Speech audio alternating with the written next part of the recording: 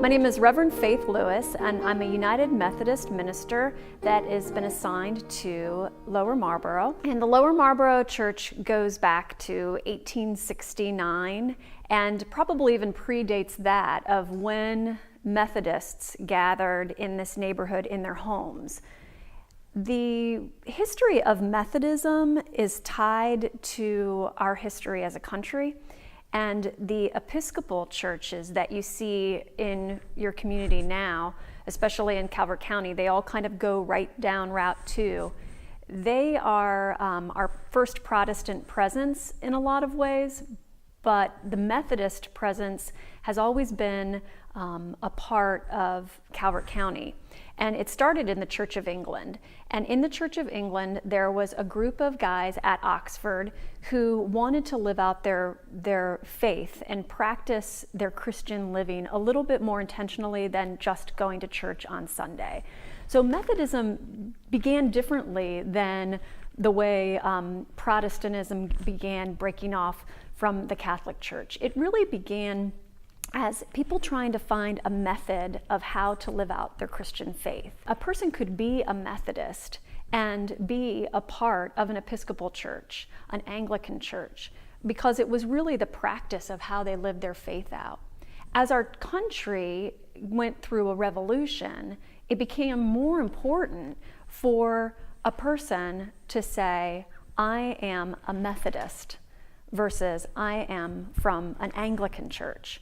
And so people in our country had to make a decision to decide that Methodism would live on its own as its own church. And that was not an easy decision. The founder of the Methodist movement, John Wesley, he didn't want the American Anglican churches to split off and become their own church. But really people had to, because when the fighting began, they wanted to identify themselves as not being a part of England. So you had in our country Anglican churches that were the Church of England, and you had people who were Methodists that might have been going to All Saints, or they might have been going to an Episcopal church, but they identified themselves because of how they wanted to live out their faith differently. What were the core things of how the Methodists in Calvert County wanted to live out their faith differently than their Episcopalian neighbors? The key issues for Methodists were around the prohibition of alcohol and the treatment of slaves. So the Episcopal Church wasn't dealing with the use of alcohol and the way that alcohol was tearing up families and the abuse that children and especially women would suffer because of alcohol. So the Methodists became very organized around, let's encourage people not to drink. Let's work to make changes so that alcohol is not prevalent in our communities. And then also around slavery.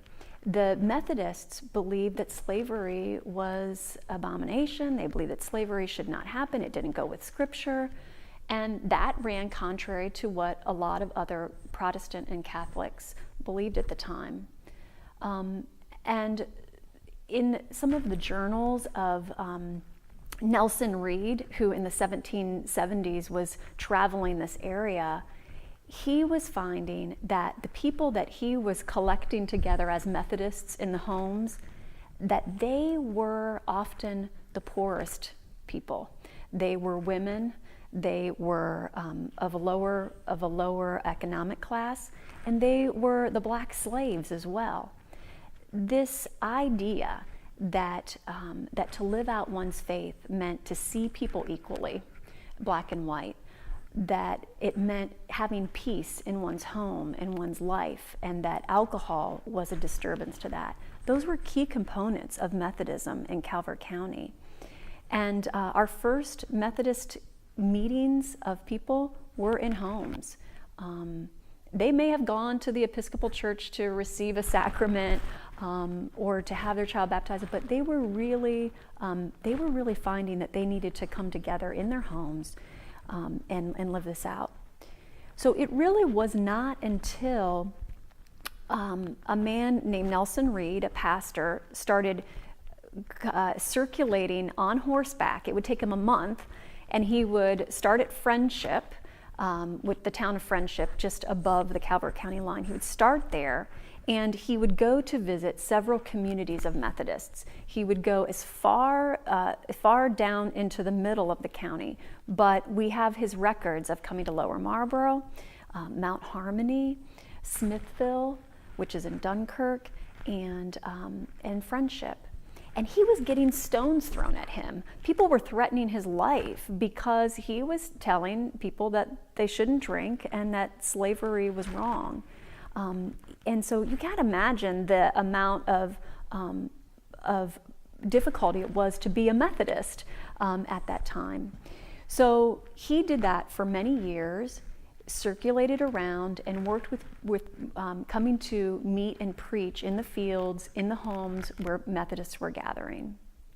It wasn't really until after the Civil War that Methodists began to realize it was time to build churches. The pastor of this community on this charge of 3 different communities, his name was Reverend Largent, and he helped the community at Lower Marlboro build their first chapel.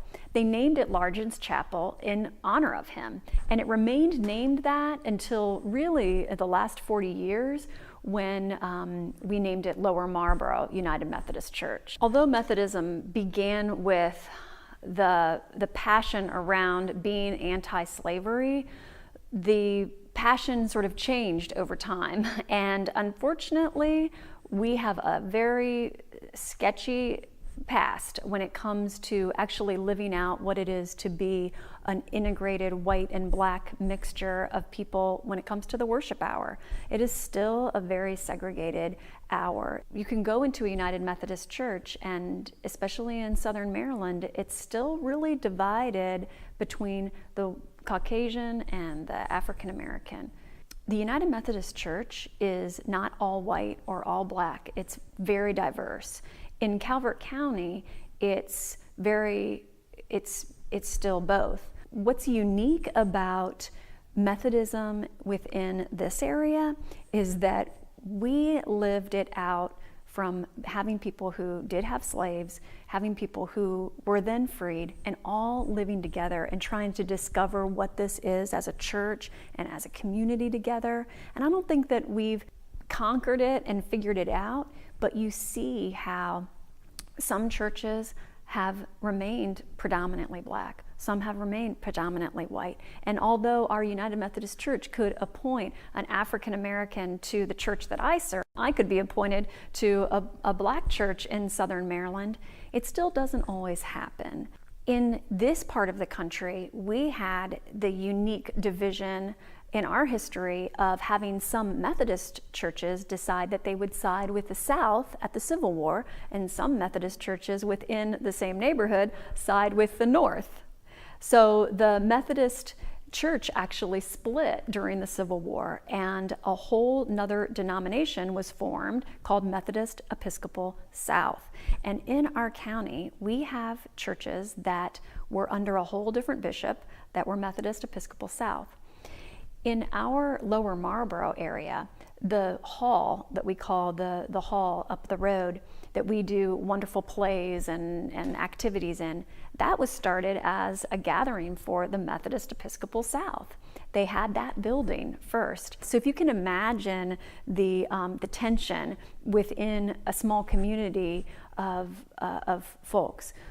When the Civil War was ended and the Methodist Church was united North and South, they gave that building over to the Order of Mechanics, who used that for their lodge meetings and as a community building.